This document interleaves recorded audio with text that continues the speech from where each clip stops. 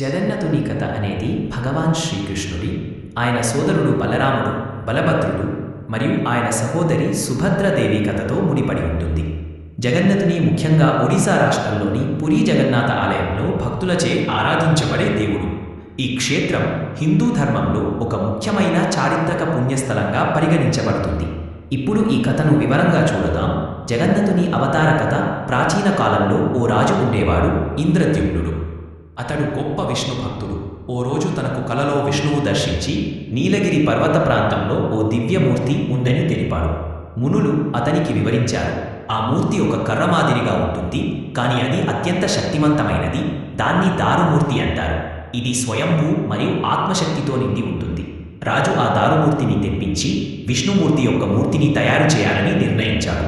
అయితే ఎవరు ఆ ప్రతిమలను తయారు చేస్తారు? అదే సమయంలో ఒక వృద్ధుడు రాజుని దగ్గరకు వచ్చి తాను 3 మూర్తులను తయారు చేస్తానని, కానీ ఒక నిబంధనతో, నేను పని చేస్తున్న సమయంలో ఎవ్వరూ తలుపు తీయకూడదు. రాజు అంగీకరించాడు. వృద్ధుడు వాస్తవానికి విశ్వకర్మ తలుపు వేసి పనిలో నిమగ్నమయ్యాడు. కొన్ని రోజుల తరువాత శబ్దం రాకపోవటంతో రాజు ఆందోళన చెంది తలుపు తీయించాడు. అప్పటికే మూర్తులు పూర్తిగా తయారవ్వకముందే ఆ పని ఆగిపోయింది. అందువల్ల జగన్నాథ, బలభద్ర, సుభద్ర మూర్తులు అసంపూర్ణంగా ఉన్నట్టుగా కనిపిస్తారు. చేతులు, పాదాలు పూర్తిగా లేవు.